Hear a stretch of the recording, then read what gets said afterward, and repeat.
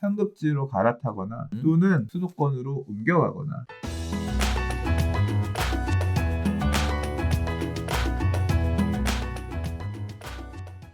다섯 번째 이야기 들어가 보도록 하겠습니다.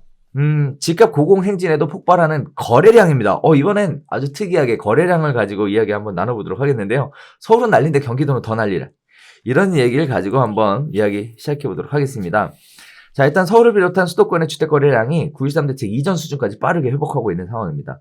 분양시장에서는 청약 경쟁률이 수백 대 1이 예사로 나오고 있고요. 미분양 주택은 빠르게 줄고 있고요. 경매시장에서도 낙찰가율이 올라가는 등 집은 계속 잘 팔리고 있습니다. 정부가 분양가 상한제를 시행하고 정비사업장을 특별 점검하는 등 규제 고삐를 죄고 있지만 커져버린 실수요자의 불안감은 시장에서 감당하지 못하는 형국을 보이고 있습니다.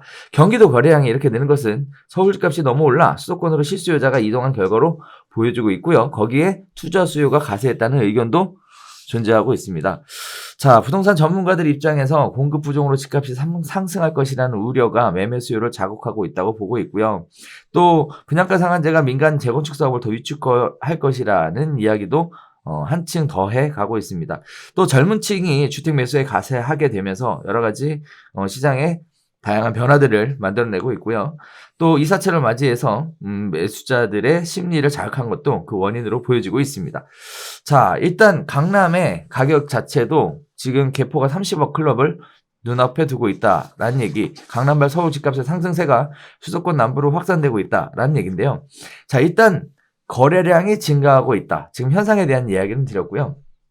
일단 통계를 보면 월별 수도권 아파트 매매 거래 추이가 경기도는 17,320건, 서울은 1,350건으로 10월달 통계가 이렇게 잡혔습니다. 실거래가 신고가 60일 기간 내에 하는 거기 때문에 이런 식의 통계를 보여주고 있는데요.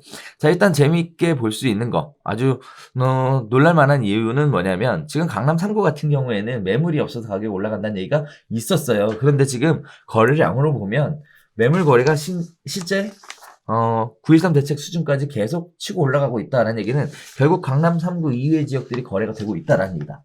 이렇게 볼 수도 있을 것 같아요. 그렇게 봐도 되는 거죠. 거래량이 일단 제가 얘기들 들어보면 네. 뭐 재개발 같은 경우는 지난달에 거래량이 엄청 많았대요. 11월 달에. 재개발을. 예, 재개발 같은 경우 어마어마하게 거래 많이 됐고, 그러니까 거래량이 터진 데들은 물건들이 있던 곳들 같은 경우는 수요들이 가서 재지 않고 매수들 하면서 거래가 된 것 같고, 특히 좀 이 기사에서는 수도권 거래량 얘기를 하잖아요. 경기도 네. 거래량 터진 거 얘기를 하잖아요. 많이 가서 사는 것 같아요. 그리고 제 주변의 분들도 보면, 저는 다시 한번 말씀드리지만 부동산을 더 살 생각 없어요.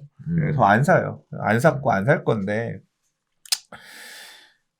주변에 이제 물어보니까 사람들이 아는, 그러니까 이게 뭐 상담 이런 게 아니라 알고 지내는 형님이나 친구나 이런 왜 물어봐요. 이거 뭐 그 동네 부동산 아는 데 있으면 소개해 줄래? 뭐 어쩔래? 하면서 이 사람들이 무슨 생각을 하고 있느냐가 읽히잖아요. 보면 뭔가 투자하러 가는 사람들이 보여요. 그런 거 생각 안 하던 사람들이 나도 요번에 물 들어왔을 때 부동산 투자로 돈 좀 벌어야지라고 하면서 걔 중에는 이런 분들이 있어요. 요번에 정리를 하고 남은 현금을 가지고 다른 데 가야지.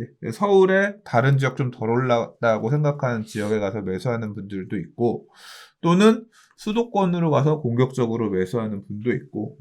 그러니까 이 지금 거래량이 터진 내용은 뭐냐, 두 가지를 나타내고 있는데요. 서울의 핵심 지역은 실수요자들이 아유 떨어질 줄 알았는데 안 되겠다. 지금이라도 사자 해서 영혼까지 끌어모아서 30대들이 30대 40대들이 핵심 지역에 1주택 내 집 마련을 해서 들어오는 수요가 한쪽에 반영이 되고 있고요. 그렇죠. 그렇게 해서 팔고 돈을 쥔 기존의 선행 투자자들 또는 이 소유자들은 상급지로 갈아타거나 또는 그 돈을 들고 수도권으로 옮겨가거나, 그러니까 아직은 덜 올랐다 싶은 곳으로 가서 지금 매수를 하더라도 나는 충분히 차익을 누릴 수 있을 거야 라고 생각하고 옮겨가고 있는, 즉 욕망이 옮겨가고 있는 모습들이 이 거래량으로 나타나고 있는 거다라고 생각해요.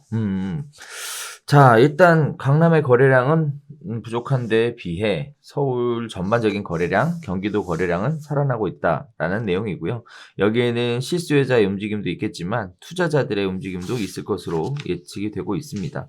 자, 그러면서 동시에 이런 생각을 해볼 필요가 있을 것 같은데요.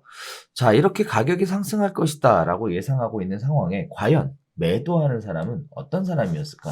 라는 생각을 좀 해볼 필요가 있을 것 같아요. 일단 거래가 발생하는 것 자체가 일단 분양이죠. 분양 시장 자체는 어차피 매각을 해야 되는 상황이니까 이것도 거래량으로 잡히니까. 그 다음에 두 번째는 경매. 어쩔 수 없는 상황에서 불가피하게 팔아야 되는 상황들이겠죠. 그 다음에 세 번째는 다주택자, 보유세. 그 다음에 종부세에 대한 영향들 때문에 주택 개수를 좀 줄여야 되겠다라는 식의 생각을 갖고 있는 분들이 매각을 하실 것 같고요. 그 다음에 또 하나는 양도소득세.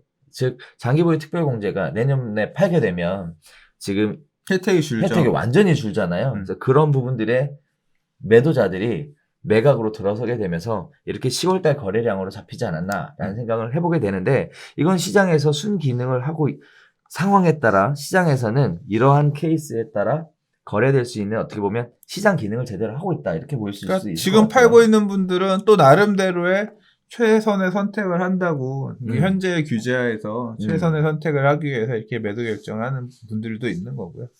예. 그러니까 뭐 양도세 적게 내고 팔 수 있는 시점이 지금이다라고 판단한 1주택자라고 하면 그렇죠. 팔고 뭐 하겠어요. 또 사겠지. 음. 또는 뭐 안 사고 무주택으로 갈 수도 있고요. 그런 경우도 있고. 근데 사실 저희 같은 경우에 이 양도소득세 그 장기보유 특별공제 관련해서 그 많은 고가주택 갖고 계신 분들한테 상담을 그렇게 드렸어요. 실거주 2주를 2년에 실거주를 채우지 못하셨고 다주택이시라고 한다면 올해 안에 매각을 하시는 게 도움이 된다라고 사실 저도 많은 안내를 드렸거든요. 물론 뭐 저를 통해서 거래하신 분은 없지만 제가 중개를 안 하니까 거래하신 분은 없지만 그런 식의 안내를 드렸고 실제 그거에 따라서 움직이신 분들도 계시거든요. 실제 영향이 있다는 네. 얘기인 거네요. 네네 계시거든요. 네.